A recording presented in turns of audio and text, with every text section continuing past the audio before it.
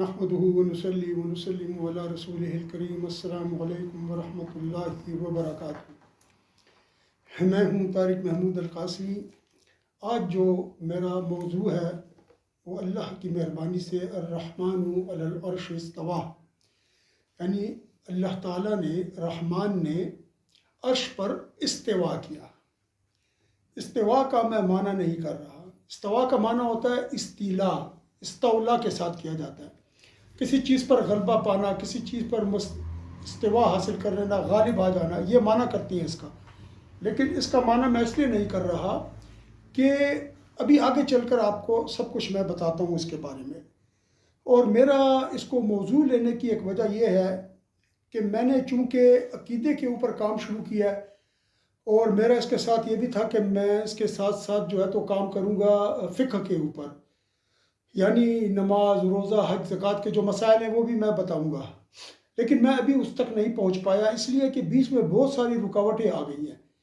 میں اپلوڈ کر رہا ہوتا ہوں یا کوئی چیز تو مجھے کہیں سے میسیج آ جاتا ہے، کہیں سے کسی دوست کا فون آ جاتا ہے، کبھی میرے بچے مجھے کوئی چیز لا کر دے دیتے ہیں کہ ادھر بہت سارے لوگ آئے ہوئے ہیں نا۔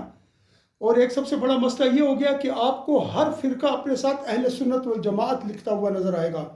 وہابیہ، اہل حدیث جن کو کہتے ہیں، یہ سلفی بھی کہلاتی ہیں، یہ بھی اپنے ساتھ یہ لکھتے ہیں اہل سنت والجماعت۔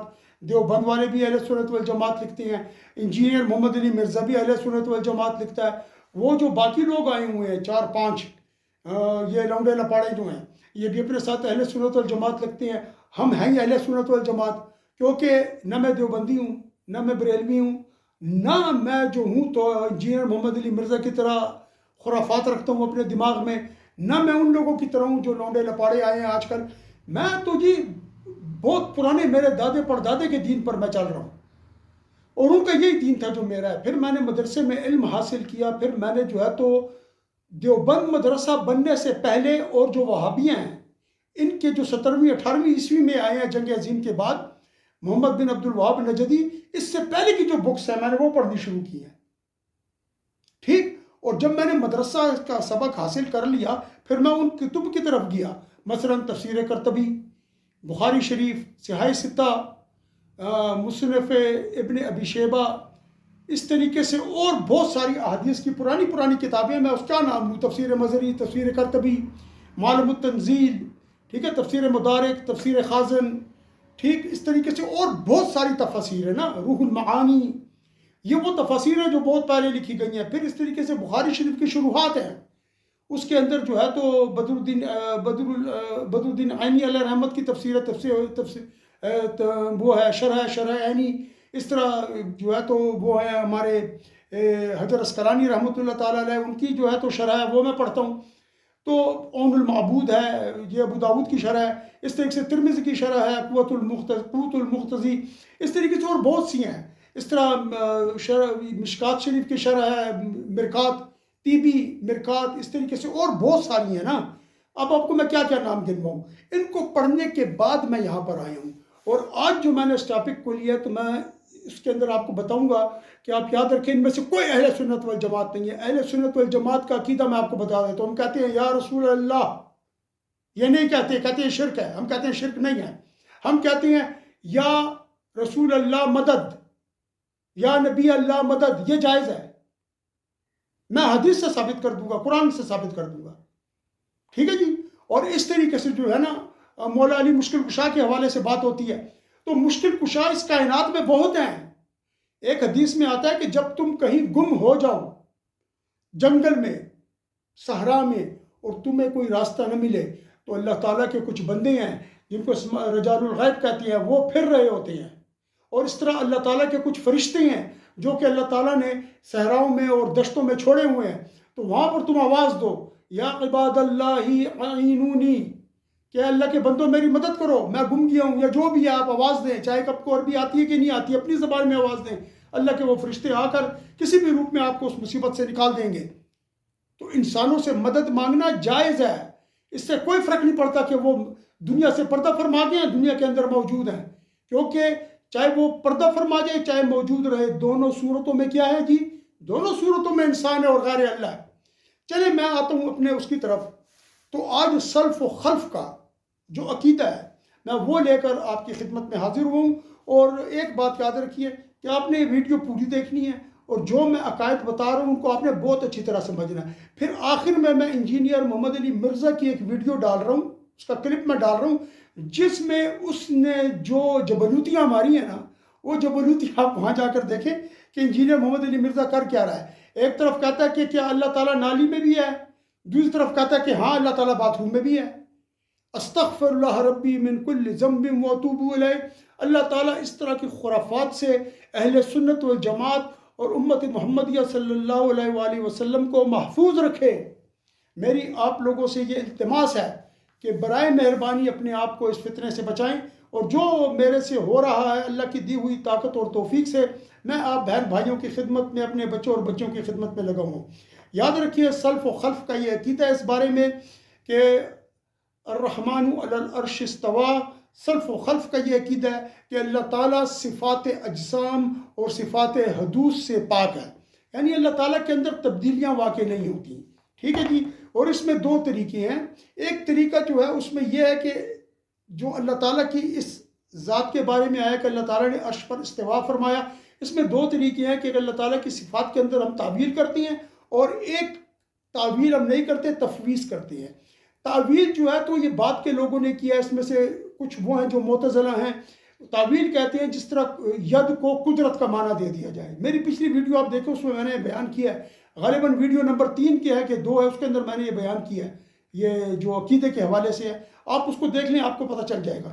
اور تفویض یہ ہے کہ اللہ تعالیٰ نے فرمایا کہ ید اللہ فوق ایدیہم، اللہ کا ید ان کے ہاتھوں پر ہے، تو ید سے مراد وہ لیں جو اللہ کی مراد ہے، اور اس کو ہم تفویض کرنا کہتے ہیں، یعنی اس کے اندر اس کو ہم کوئی معنی نہیں دیتے، اس کو ہم کوئی معنی نہیں کرتے۔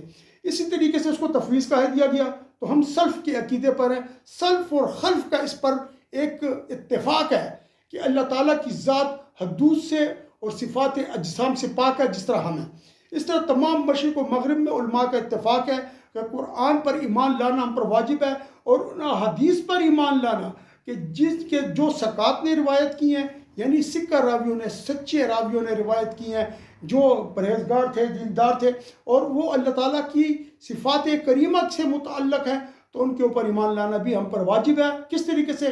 بغیر کسی تفسیر کے، اس کی کوئی تفسیر نہیں کریں گے، اس کے اندر کوئی تشبیہ پیدا نہیں کریں گے۔ مثلا اللہ تعالیٰ نے فرمایا ید، تو ہم کہیں کہ اللہ کا ید ہمارے ہاتھوں جیسا ہے، نہیں، یہ تشبیہ پیدا ہو گئی۔ کوئی تفسیر نہیں کرنی ہم نے اس کی کہ ہم یہ کہیں کہ اللہ کا جو ید ہے وہ ہمارے ہاتھ کی طرح ہے، یہ تشبیہ کے ساتھ ساتھ یہ اس کی تفسیر ہم نے کر دی، اس کی تفسیر جیسے کہ ہم کہیں کہ وہ نعمت ہے، یعنی اللہ کا ید نعمت اور قدرت سے مراد ہے، ہم نے یہ بھی نہیں کرنا۔ اور نہ اس کے اندر کوئی وصف رکھنا ہے، ہم نے اس ہاتھ کو کوئی وصف دے دینا ہے۔ اب جس طرح قدرت ہے نا، یہ وصف ہو گیا، سخاوت بھی وصف ہے، جس طرح اللہ تعالیٰ نے فرمایا کہ ید اللہ مبسوطتان، اللہ تعالیٰ کے ہاتھ تو بہت کشادہ ہیں، اللہ تعالیٰ کی یدین بہت کشادہ ہیں۔ تو اللہ تعالیٰ کی یدین کشادہ سے مراد جو ہے نا، یہاں پر ہم جو ہے نا مبسوطتان اللہ تعالیٰ نے فرمایا، تو ہم مبسوط کا معنی اسی طرح کریں گے کہ جو مبسوط کا معنی ہے، اور اللہ تعالیٰ نے اس سے جو مراد لیا ہے۔ اس کے علاوہ یہ ہے کہ جی اگر کسی شخص نے اس کی تفسیر کی، اس کے اوپر جو ہے تو کوئی معنی دینے کی کوشش کی، اس کے اندر کوئی صفت دینے کی کوشش کی، وہ شخص فی الوقت ایمان سے خارج ہو گیا اور اہل سنت والجماعت سے بھی خارج ہو گیا۔ جس طرح وہابیہ کہتے ہیں کہ اللہ تعالیٰ عرش پر بیٹھا ہوا ہے، جس طرح میں کرسی پہ بیٹھا ہوا ہوں، یہ ابن تیمیہ کا عقیدہ ہے جو 700 ہجری میں مر گیا تھا، یہ اس کا عقیدہ ہے۔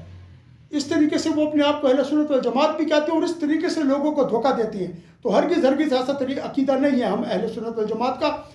میں آگے چل کر آپ کو بتاتا ہوں ابھی کہ وہ کیا ہے۔ اس طریقے سے سلف جو ہے نا استوا علی العرش کو اس طریقے پر مانتے ہیں جس طریقے سے اللہ کی اس سے مراد ہے، اسی وجہ سے اس کی کوئی تفسیر نہیں کی جاتی۔ تو امام مالک فرماتے ہیں الاستواء معلوم کیفیتہ مجہول ایمان بہی واجب سوال عنہ بدعۃ، یعنی امام مالک فرماتے ہیں کہ استوا، اللہ تعالیٰ کا عرش پر استوا کرنا یہ معلوم ہے، یعنی ہمیں پتہ ہے کہ اللہ نے استوا فرمایا ہے۔ یہاں پر ہم صرف یہ بتا رہے ہیں کہ استوا اللہ تعالیٰ نے جو عرش پر فرمایا بغیر کسی تشبیہ، تفسیر اور وصف کے، وہ ہم تسلیم کرتے ہیں، یہ اس پر یہ ہمیں معلوم ہے۔ کیفیت اس کی مجہول ہے کہ کیسے ہے. جس طرح میں کرسی پر بیٹھا ہوں، آپ کو کیفیت کا پتہ لگ رہا ہے میری کہ میں بیٹھا ہوں، لیکن ہم یہ معلوم نہیں کر سکتے اللہ تعالیٰ کا استوا کیسا ہے، کیونکہ اللہ تعالیٰ کو ہم کسی جسم یا جسمانی صفت سے ہم اس کی تشبیہ نہیں دے سکتے. اس کے بعد آ گیا جی ایمان بہی واجب، اس پر ایمان لانا واجب ہے کہ اللہ تعالیٰ نے استوا کیا، اس پر ہمارا اس پر ایمان ہے، کیفیت وغیرہ سے ہٹ کر. سوال آپ اب اس سے سوال نہیں کریں گے. اگر آپ نے یہ سوال کیا کہ کس طریقے سے اللہ تعالیٰ نے استوا فرمایا اور کس طریقے سے وہ استوا ہے، تو یہ بدعت ہے. اس کو بدعت کہتے ہیں، حرام ہے، جو آپ کو سب کرتے ہوئے معلوم ہوں گے. سلف کا یہ عقیدہ ہے کہ اللہ تعالیٰ جو ہے تو اس نے استوا علی العرش کیا ہے، اور یہ قول ثابت ہے. لیکن اس قول کے ساتھ اللہ کریم ہر مادی کیفیت سے پاک ہے. یعنی اللہ تعالیٰ کا استوا ثابت ہے اور یہ مادی کیفیات سے پاک ہے. یعنی یہ استوا بے مثل و بے مثال ہے. یہ استوا بغیر کسی کیفیت کے ہے. یہ استوا، اس کی کوئی بھی ہم تشبیہ، تعریف، تفسیر نہیں کر سکتے.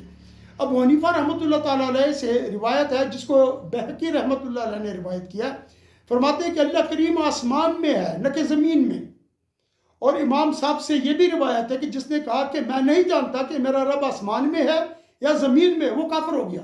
اور اس کی وجہ یہ ہے کہ اللہ تعالیٰ نے فرمایا ہے، اللہ کریم نے خود فرمایا الرحمن علی العرش استوا. اور ہمیں پتہ ہے کہ عرش جو ہے تو وہ 7 آسمانوں سے اوپر ہے، اور وہ عرش جو ہے وہ محدد ہے. یعنی اس نے تمام جہات کو اپنی حدود میں لیا ہوا ہے.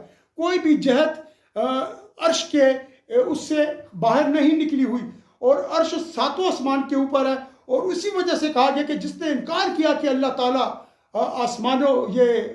آسمان پر ہے کہ آسمان پر نہیں ہے، تو اس نے کفر کیا. یا جس نے یہ کہا کہ مجھے نہیں پتا کہ اللہ آسمانوں میں ہے یا زمین میں ہے، میں اس کو نہیں جانتا، تو وہ بھی کافر ہے. کیونکہ اللہ تعالیٰ زمین میں تو نہیں ہے، کیونکہ اللہ تعالیٰ نے واضح بتایا کہ وہ آسمانوں میں ہے، کیونکہ عرش اللہ کا آسمان میں ہے. اور اسی طریقے سے ہم یہ بھی جانتے ہیں جس نے بھی اس چیز سے انکار کیا وہ کافر ہو گیا. اس طریقے سے عثمان بن سعید الدارمی رحمۃ اللہ تعالیٰ علیہ وہ فرماتے ہیں کہ یہ بات مسلمانوں میں اتفاق اس پر ہو چکا ہے کہ اللہ تعالیٰ اپنے عرش کے اوپر اور آسمانوں کے اوپر ہے. یعنی عرش اللہ کا آسمانوں کے اوپر ہے، اور اللہ تعالیٰ فوق عرش ہی، یعنی اللہ تعالیٰ نے عرش کے اوپر استوا فرمایا ہے. اب کیسے وہ ہمیں نہیں پتا. سہل بن عبداللہ تستری رحمۃ اللہ تعالیٰ علیہ فرماتے ہیں کہ کسی مومن کے لیے یہ بات کہنا جائز نہیں کہ استوا کیسا ہے، کیونکہ جب اللہ تعالیٰ جس نے خود استوا کو پیدا کیا ہے وہ کیسے خود اس کا محتاج ہو گیا. تو اس کا مطلب یہ ہے کہ ہم نے اس چیز کو نہیں چھیڑنا، بلکہ یہ آیت متشابہات میں سے ہے، اس پر ایمان لانا واجب ہے اور اس کے اندر قرید کرنا حرام ہے. تو ہم کیا کریں گے؟ ہم یہ کہیں گے کہ اللہ تعالیٰ کی ذات نے، یعنی جس طرح استوا کا فرمایا ہے، تو وہ فرماتے ہیں کہ ہمارا اس کے اوپر رضا اور تسلیم لانا واجب ہے. ہم اس پر راضی ہیں، ہم اپنی رضا کا اظہار کرتے ہیں کہ اللہ نے جو فرمایا ہم اس بات سے راضی ہیں، اور اس کے اوپر ہم ایمان لاتے ہیں، ہم اس بات کو تسلیم کرتے ہیں. کیونکہ لقول نبی صلی اللہ علیہ وسلم انہ تعالی علی العرش، اللہ تعالیٰ عرش پر ہیں، مطلب یہ اللہ تعالیٰ نے عرش پر استوا کیا ہے. اور محمد بن جریر رحمۃ اللہ تعالیٰ علیہ فرماتے ہیں کہ کافی ہے کسی شخص کے لیے یہ بات کہ وہ یہ جان لے کہ اس کا رب جو کہ عرش پر ہے اور اس نے اس عرش پر استوا فرمایا ہے، تو جو فَمَن يَجَاوِزُ ذَلِكَ، جو اس بات سے تجاوز کر جاتا ہے، یعنی انکار کر دیتا ہے، یہ اس کی کوئی تشبیہ پیدا کرتا ہے، یہ اس میں کوئی چیز تفسیر کے طور پر ڈال دیتا ہے اپنی طرف سے، تو وہ برباد ہو گیا اور اس نے نقصان اٹھایا. اس طریقے سے حضرت ابن خزیمہ رحمۃ اللہ تعالیٰ علیہ فرماتے ہیں وَمَن لَمْ يُقِرْ أَنَّ اللَّهَ عَلَىٰ عَرْشِهِ اسْتَوَىٰ فَوْقَ 7 سَمَاوَاتِهِ بَائِنٌ مِّنْ خَلْقِهِ فَقَدْ كَفَرَ فَيَسْتَتَابُ. مطلب یہ کہ ابن خزیمہ فرماتے ہیں کہ جس نے اس بات کا اقرار نہیں کیا کہ اللہ تعالیٰ عرش پر مستوی ہیں، اللہ تعالیٰ نے عرش پر استوا کیا ہے جو کہ 7 آسمانوں سے اوپر ہے، اور اس بات پر یقین نہ کیا کہ اللہ تعالیٰ اپنی خلق سے جدا ہے، تو اس نے کفر کیا، اس کو توبہ کرنا ہے. اب اللہ تعالیٰ اپنی خلق سے جدا ہے، یہ اس پہ جو لکھا ہے انہوں نے لکھا ہے بَائِنٌ مِّن خَلْقِهِ. اب اس میں ویڈیو میں جو میں آپ کو آخر میں چل کر بتاؤں گا جو میں اس میں ڈال دوں گا، آپ اس کو دیکھیں، اس میں انجینئر محمد علی مرزا ایک طرف تو انکار کرتا ہے اللہ تعالیٰ کا زمین پہ ہونے سے اور نالی میں ہونے سے اور ادھر ہونے سے اور باتھ روم، اور دوسری جگہ پر کہتے ہیں ہاں اللہ تعالیٰ باتھ روم میں بھی ہمارے ساتھ ہے، اور وہ جو ہے نا تو اب جیسے اس کی شان کے لائق ہے۔ اب یہاں پر اللہ تعالیٰ مخلوق سے جدا ہے۔ اگر اللہ تعالیٰ مخلوق سے جب جدا ہے تو جہاں تک کائنات کی ریچ ہے اس کے تو اندر اللہ تعالیٰ نہیں ہے۔ اللہ تعالیٰ تو فوق سبع سماوات اور فوق عرش ہے، فوق العرش ہے، وہاں پر اس کا اس ذات کریمہ کا استوا وہاں پر ہے۔ کیونکہ یہ بہت مشکل ٹاپک ہے جی، اس پر مجھے بہت، آپ دیکھ رہے ہیں کہ بڑا چن چن کے میں لفظ استعمال کر رہا ہوں۔ تو جب اللہ تعالیٰ اپنی مخلوق سے، ساتوں آسمان اللہ کی مخلوق ہے، عرش بھی اللہ کی مخلوق ہے، اور عرش نے کل کائنات کو اپنے احاطے میں لیا ہوا ہے، اور اللہ تعالیٰ فوق ہے اس سے، یعنی وہ جو استوا ہے نا، جو اس کی کیفیت ہمیں معلوم نہیں ہے، ہمارا ایمان لانا واجب ہے، جس طرح میں نے ابھی بتا دیا، تو وہ فوق ہے۔ تو اللہ تعالیٰ کیسے باتھ روم میں آ جائیں گے؟ اپنی شان کے، ان کی تو شان ہی نہیں ہے یہ کہ وہ اپنی مخلوق کے ساتھ کسی قسم کی بھی تشبیہ یا مشابہت رکھے۔ اللہ کی یہ شان نہیں ہے۔ تو وہ کہتا ہے جیسا اس کی شان کے لائق ہے، تو اللہ کی شان تو یہ ہے ہی نہیں، تو لائق کیسے ہوگا کہ وہ باتھ روم میں ہو کسی کے ساتھ؟ یہ انجینئر محمد علی کا عقیدہ ہے، الیاذ باللہ۔ اللہ تعالیٰ اس لعنتی عقیدے سے تمام اہل سنت والجماعت کو محفوظ رکھیں، اور اللہ تعالیٰ ہمیں اپنی عشق و محبت سے ایسا نوازے کہ ہم اس کے عشق میں گم ہو کر، اس ذات کے عشق میں گم ہو کر، ہم اس ذات کے بارے میں فضولیات نہ سوچیں، بلکہ ہر دم اس کے عشق میں اس طرح مست رہے نا کہ صرف وہ ہمیں یاد رہے، اور اس کے متعلقات ہر چیز کو ہم بھول جائیں کہ اس نے کائنات بنائی ہے، اس نے زمین بنائی ہے، آسمان بنائے ہیں، بڑی بڑی دنیا تخلیق کی ہے۔ نہیں، یہ اس ذات کی تخلیق کی کار فرمائیاں ہیں۔ ہمیں وہ ذات یاد رہے نا، صرف ہمیں صرف اللہ یاد رہے، بس ہم جب بھی وہ یاد آئے تو ہمارے دل خود بخود اللہ اللہ اللہ کہنا شروع کر دے، اور ہم اس فضولیات سے جو ہے تو دور ہو جائیں کہ ہم اس طریقے کی باتیں اپنے رب کے بارے میں سوچیں۔ اور یاد رکھیں، میں ایک بات کہا کرتا ہوں عموماً کہ جب بھی اللہ کا تصور آ جائے، آپ کو اللہ کا ذکر آ جائے، اللہ کی یاد آ جائے، ایک دم بہت باادب ہو جائیں کہ کوئی غلط سوچ دماغ میں داخل نہ ہو جائے، اور جب بھی آئے اللہ کی طرف توجہ رکھیں، اللہ آپ سے شیطان کو دور کر دے گا۔ جو اللہ سے محبت کرتا ہے اور اللہ کا ادب کرنا جانتا ہے، اللہ اس کو اپنا ادب اور محبت دیتا ہے۔ اسی طرح جب نبی علیہ السلام کا تصور آئے تو فوراً آپ کو باادب ہو جانا ہے، فوراً محتاط ہو جانا ہے، کیونکہ ایک دم آپ کا نفس اور شیطان آپ پر حملہ آور ہوں گے، اور آپ کے دماغ میں اور دل میں طرح طرح کے وسواس ڈالنا شروع کر دیں گے۔ تو اس وقت اللہ کی پناہ مانگے اور نبی علیہ السلام پر درود پڑھنا شروع کر دیں۔ جب اللہ کا تصور آئے، اللہ کی یاد ہے، اللہ کا ذکر کرنا شروع کر دیں، آپ دیکھیں اللہ تعالیٰ کیسے شیطان کو آپ سے دور بھگاتا ہے۔ اس کے بعد طحاوی رحمۃ اللہ تعالیٰ علیہ فرماتی ہیں کہ عرش اور کرسی، جس طرح کہ عرش و کرسی کا بیان آیا ہے نا قرآن مجید میں، اللہ تعالیٰ نے بیان کیا ہے، ہم اس پر ایمان لاتے ہیں۔ اس کے باوجود ہم یہ ذہن میں رکھتے ہیں کہ اللہ تعالیٰ اس چیز سے مستغنی ہے کہ وہ عرش کا محتاج ہو، کیونکہ عرش اور جو کچھ اس کے سوائے وہ سب کا سب اللہ تعالیٰ اس کو محیط ہے۔ اللہ تعالیٰ نے ہر چیز کا احاطہ کیا ہوا ہے اپنی قدرت کاملہ سے، اپنے علم سے، اپنی ذات اقدس کے ساتھ جو وہ موجود ہیں اس کے ساتھ انہوں نے ہر چیز کو اپنے احاطے میں لیا ہوا ہے۔ تو اللہ کا عرش بھی اللہ کی مخلوق ہے۔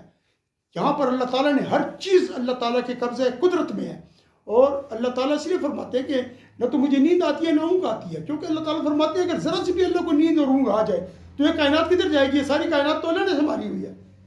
تو وہ ذات بے مثل و بے مثال اور پاک ہے ہر اس عیب سے، ہر اس تصور سے جو نیگیٹولی اللہ کے حوالے سے ہمارے دماغ میں آئے۔ اللہ تعالیٰ اس چیز سے پاک ہے، کوئی بھی شبیہ، کوئی بھی تصور ہو اس سے اللہ پاک ہے۔ اس کے بعد شیخ ابو الحسن الاشعری البصری وہ اپنی کتاب میں فرماتے ہیں اختلاف المدلین و مقالات الاسلامیین، یعنی اختلاف، گمراہ لوگوں کا اختلاف اور اسلامیوں کا مقالات، یہ اس کا ترجمہ ہے۔ جو اہل سنت و اصحاب الحدیث امام بخاری وغیرہ اور یہ لوگ جو ہیں، ان کا یہ قول ہے اس میں کہ الاقرار باللہ وملائکتہ وکتبہ ورسلہ وبما جاء عن اللہ وما رواہ الثقات عن رسول اللہ صلی اللہ علیہ وآلہ وسلم یا لا یردون من ذلك شیئا وَأَنَّ اللَّهَ عَلَى عَرْشِهِ كَمَا قَالَ الرَّحْمَنُ عَلَى الْعَرْشِ اسْتَوَىٰ۔ فرماتے ہیں کہ اہل سنت و اصحاب الحدیث کا یہ جملہ ان کا تمام کا یہ قول ہے کہ وہ فرماتے ہیں کہ اللہ پر ایمان لانا، ملائک پر ایمان لانا، اس کی کتابوں پر ایمان لانا، اس کے رسولوں پر ایمان لانا، اور اس چیز پر ایمان لانا جو اللہ کی طرف سے آیا ہے، اور اس چیز پر ایمان لانا جس کو سکات نے رسول اللہ صلی اللہ علیہ وسلم سے روایت کیا ہے، یعنی ان راویوں نے جو جس طرح امام بخاری ہو گئے، امام ترمذی ہو گئے، حاکم ہو گئے، جس طریقے سے جو ہے تو ابو عوانہ ہو گئے، اس طریقے سے بہقی ہو گئے، دارقطنی ہو گئے، یہ ابن ابی شیبہ ہو گئے، اس طریقے سے اور بہت سارے لوگ ہیں، اور بہت سارے وہ ہیں جنہوں نے روایات کی ہیں، بہت زیادہ ہیں۔ یہ سکات ہوں، سچے ہوں، دیندار ہوں، جھوٹ نہ بولتے ہوں، ٹھیک ہے نا جی۔ اور انجینئر مرزا کی طریقے سے ایک بات ادھر کی، ایک ادھر کی، ایک ادھر کی، اور پھر اللہ تعالیٰ کو باتھ روم میں بھی لے آیا، ادھر بھی لا کے بٹھا دیا، نعوذ باللہ۔ اللہ تعالیٰ ہمیں اس سے محفوظ رکھے۔ اور یاد رکھیے، یہ جو روایت کرتے ہیں حدیث کی، ان حدیثوں پر ایمان لانا بھی ہم پر واجب ہے، جس میں اللہ تعالیٰ کی صفات کا ذکر کیا گیا ہے، اور ہم اس میں سے کسی بھی صفت کو جو ہے تو جھٹلاتے نہیں ہیں، ہم اس کا رد نہیں کرتے بلکہ ہم اس کو تسلیم کرتے ہیں۔ اور انہوں نے کہا کہ اللہ تعالیٰ کے ہاتھ ہیں بلا کیف، جیسا کہ کما قال خلقت بیدی، اللہ تعالیٰ نے فرمایا کہ میں نے آدم علیہ السلام کو اپنے ہاتھوں سے تخلیق کیا، اللہ تعالیٰ نے، تو انہوں نے فرمایا میں نے آدم کو اپنے ہاتھوں سے تخلیق کیا ہے۔ اب یہاں پر ہاتھوں سے کیا مراد ہے؟ ہم اس پر ایمان لاتے ہیں لیکن ہم اس کی تعویل نہیں کرتے اور نہ اس کی کوئی تشریح کرتے ہیں، بس یہ بلا کیف ہے اللہ کے جو ہاتھ ہیں۔ اس طرح ابو نعیم نے حلیہ کتاب کا نام ہے حلیۃ الاولیاء، کتاب ہے کا نام ہے حلیۃ الاولیاء، یعنی اولیاء کا جو بود و باش اور ان کا جو حلیہ ہے نا، ہم اردو میں حلیہ بولتے ہیں، کہ جو ان کا جس طریقے سے ان کا طریقہ کار، یعنی ان کا ظاہر کیسا ہے، ان کا باطن کیسا ہے، ان دونوں چیزوں کو لے کر حلیۃ الاولیاء اس کا نام رکھا گیا۔ طریقتنا طریقۃ السلف المتبعین الکتاب والسنہ واجماع الامہ، وہ فرماتے ہیں کہ ہمارا جو طریقہ ہے نا، وہ طریقہ ہے سلف کا اور متبعین کا، ان کا جو کتاب و سنت کی پیروی کرتے ہیں، ان کا اس کا اتباع کرتے ہیں اور امت کا اجماع کے اوپر چلتے ہیں، اور جو ومما اعتقدوہ، اور اس ان کا یہ اعتقاد ہے کہ اللہ تعالیٰ ہمیشہ سے کامل ہیں اپنی تمام صفات کے ساتھ، یہاں تک کہ وہ فرماتے ہیں وَأَنَّ الْأَحَادِيثَ الَّتِي تُثْبِتُ فِي الْعَرْشِ وَالِاسْتِوَاءِ عَلَيْهِ يَقُولُونَ بِهَا وَيُثَبِّتُونَهَا مِنْ غَيْرِ تَكْيِيفٍ وَلَا تَمْثِيلٍ وَاللَّهُ بَائِنٌ مِنْ خَلْقِهِ۔ اور وہ فرماتے ہیں کہ اجماع امت یہ ہے کہ اللہ تعالیٰ کا ہمارا یہ عقیدہ ہے اللہ تعالیٰ کی ذات پر کہ اللہ تعالیٰ ہمیشہ سے اپنی تمام صفات کے ساتھ کامل ہیں، ان میں کوئی نقص نہیں ہے، کوئی ان کے اندر نئی چیز تخلیق نہیں ہوتی، نہ کوئی چیز ان میں سے ختم ہوتی ہے، بلکہ سلف کا طریقہ یہ ہے کہ وہ کتاب و سنت کا اتباع کرتے ہیں، اجماع امت کے اوپر ڈٹے ہوئے ہیں، اور اس تمام صفات کے اوپر ایمان لاتے ہیں جن کا ذکر احادیث میں ملتا ہے اور قرآن میں ملتا ہے کہ اللہ تعالیٰ نے عرش کے اوپر عرش پر استوا فرمایا، اور وہ کہتے ہیں کہ یہ جو استوا فرمانا ہے یہ ثابت ہے اور بغیر کسی تکییف کے، یعنی اس کے اندر کوئی کیفیت نہیں ہے، اور یہ بھی کہتے ہیں کہ اس کے اندر کوئی تمثیل بھی ہم نہیں دے سکتے، کسی کی کوئی مثال بھی پیش نہیں کر سکتے، اور یہ اس بات پر بھی ان کا اتفاق اور عقیدہ ہے کہ اللہ تعالیٰ اپنی خلق سے جدا ہے، واللہ بائن من خلقہ، اللہ اپنی خلق سے جدا ہے۔ اس لیے یہ تو بات ہی ختم ہو گئی نا کہ جو ذات مخلوق، تمام کائنات مخلوق ہے نا، اس کے اندر اللہ تعالیٰ نہیں آ سکتے، اگر آئیں گے تو مخلوق سے جدا ہی ہوں گے، مخلوق کے ساتھ مل جائیں گے، وہ بائن نہیں ہوں گے، وہ مخلوق کے ساتھ قائم ہو جائیں گے، وہ مخلوق کے ساتھ جڑ جائیں گے، اور یہ بالکل اللہ کی شان، اللہ تعالیٰ کی شان کریمہ، شان بلند و بالا، عظمت جو ہے ان کی جو جبروتیت ہے، ہر چیز کے مخالف ہے، یہ اللہ کی بے ادبی ہے، اللہ کی توہین ہے۔ لہٰذا اللہ تعالیٰ کی ذات بالکل سے جدا ہے۔ تو جو انجینئر مرزا نے کہا ہاں اللہ تعالیٰ باتھ روم میں بھی ہمارے ساتھ ہے، جیسا وہ اس کی شان کے لائق ہے، اس کی شان تو ہے ہی نہیں کہ مخلوق کے اندر آئے، اس کی شان تو یہ ہے کہ وہ مخلوق سے جدا ہے، تو باتھ روم میں تمہارے ساتھ کیسے ہے؟ اللہ تعالیٰ وہ جو قرآن کی آیات ہے نا، اینما کنتم فثم وجہ اللہ وینما تولوا فثم وجہ اللہ وَهُوَ مَعَكُمْ أَيْنَمَا كُنْتُمْ، اور اللہ تم جہاں پر بھی اپنا چہرہ، اپنا رخ موڑو گے تم اللہ کو وہاں پاؤ گے۔ اس سے یہ مراد نہیں ہے کہ اللہ وہاں فزیکلی موجود ہے، یہاں سے مراد یہ کہ اللہ کا علم آپ کے اس تمام نیتوں پر، آپ کی اس تمام حرکات و سکنات پر موجود ہے، وہ آپ کو جان رہے ہیں کہ آپ کیا کر رہے ہیں، وہ آپ کیا کر رہے ہیں، وہ دیکھ رہے ہیں آپ کو، وہ مکمل طور پر آپ کی طرف متوجہ ہیں، وہ بالکل آپ سے غافل نہیں ہیں. اس کا یہ مطلب ہے وہ معکم اینما کنتم، تم جہاں کہیں پر بھی ہو وہ تمہارے ساتھ ہے. اس کا یہ مطلب نہیں ہے کہ آپ سڑک پر چل رہے ہیں تو آپ کے ساتھ چل رہا ہے. اب جو انجینئر محمد علی مرزا کا کہ آپ باتھ روم میں گئے تو وہ آپ کے ساتھ باتھ روم میں بھی ہے. نعوذ باللہ، اس کا ہرگز یہ مطلب نہیں ہے. اس کا مطلب یہ ہے کہ جب تم چل رہے ہو، تم کہاں پر بھی جا رہے ہو، وہ معکم، وہ تمہاری حفاظت کر رہا ہے جو اس کی شان کے لائق ہے. پھر ایک اور چیز جو ہے تو وہ آتی ہے کہ اللہ تعالیٰ کی ذات بابرکت ہر شب کو ساتویں آسمان سے، یعنی فوق العرش جہاں پر استوا ہے اللہ کریم کا، وہاں سے وہ پہلے آسمان پر نزول فرماتی ہیں. حدیث میں جو لفظ آیا ہے نزول کا آیا ہے، لیکن نزول کا معنی ہم نہیں کریں گے. یہ نزول کیا ہے؟ یہ نزول اللہ کی شان کے مطابق ہے. میں آپ کو اس سے پہلے بتا چکا ہوں پروگرام کے شروع میں کہ اللہ تعالیٰ کی ذات جسمانی صفات سے پاک ہے.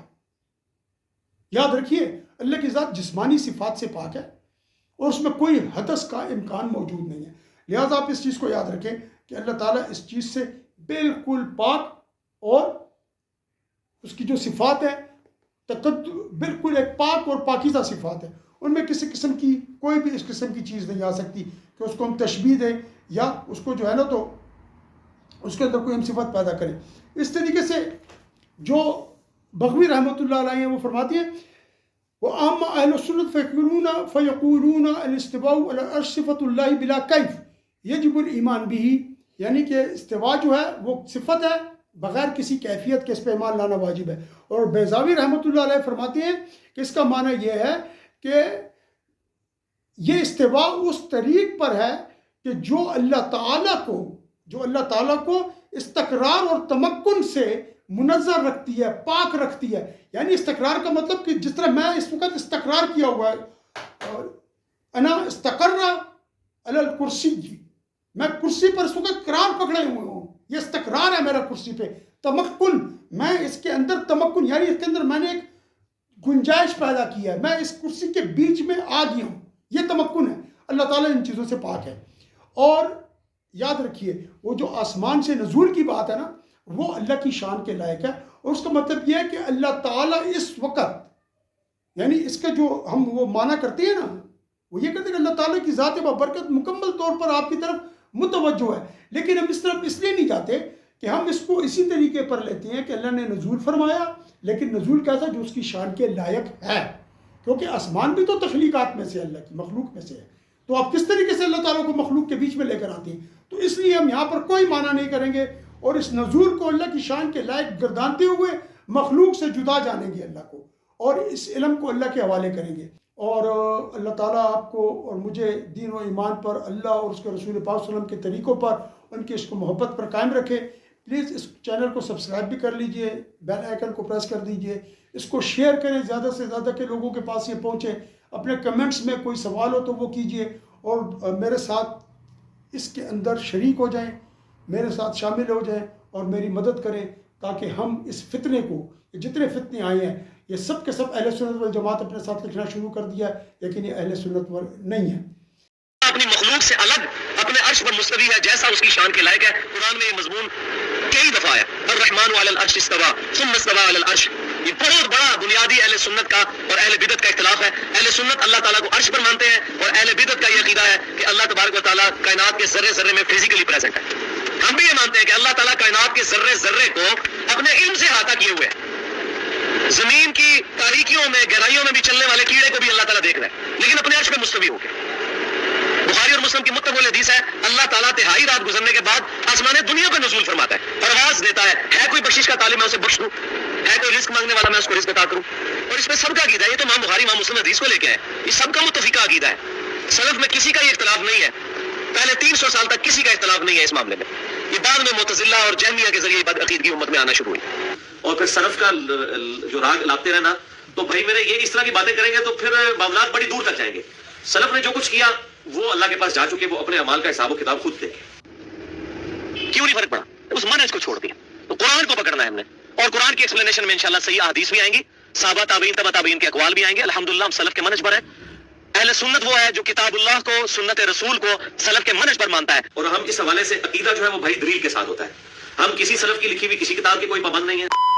ہم کسی سلف کی لکھی ہوئی کسی کتاب کے کوئی پابند نہیں ہے. وہ اللہ تعالیٰ کو خود جواب دے ہوں گے. کیوں نہیں فرق پڑا؟ اس منہج کو چھوڑ دیا. تو قرآن کو پکڑنا ہے ہم نے، اور قرآن کی ایکسپلینیشن میں انشاءاللہ صحیح احادیث بھی آئیں گی، صحابہ تابعین تبع تابعین کے اقوال بھی آئیں گے. الحمدللہ ہم سلف کے منہج پر ہیں. اہل سنت وہ ہے جو کتاب اللہ کو، سنت رسول کو، سلف کے منہج پر مانتا ہے. یہ ان لاجیکل ہے ویسے بھی بات. میں اگر آپ کو کہوں اللہ تعالیٰ فزیکلی ہر جگہ پریزنٹ ہے، تو کیا اللہ تعالیٰ نالی میں بھی پریزنٹ ہے، ٹوائلٹ میں بھی موجود ہے؟ نعوذ باللہ. یہ بات ان لاجیکل ہے ویسے. ہاں، اللہ تعالیٰ کا علم ہر چیز کو گھیرے ہوئے ہے، اللہ کے علم میں ہر چیز ہے.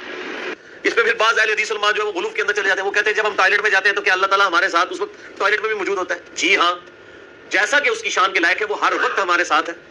یہ ان لاجیکل ہے ویسے بھی بات. میں اگر آپ کو کہوں اللہ تعالیٰ فزیکلی ہر جگہ پریزنٹ ہے، تو کیا اللہ تعالیٰ نالی میں بھی پریزنٹ ہے، ٹوائلٹ میں بھی موجود ہے؟ نعوذ باللہ. یہ بات ان لاجیکل ہے ویسے.